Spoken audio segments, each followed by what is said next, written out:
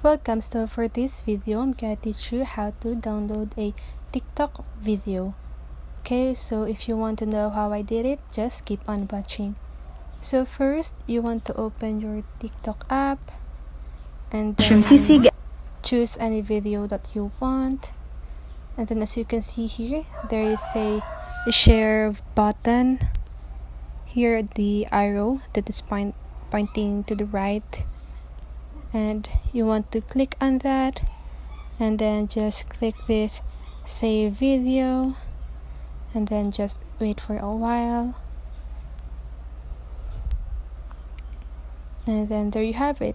The video is saved in your device.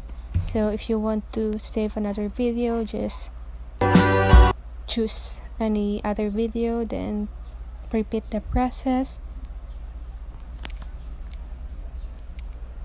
and then you can also have the options to share it to other platform.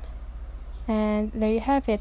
If you see this video helpful, make sure to like, subscribe, and hit the bell notification so you won't miss a video. See you on the next one and have a great day.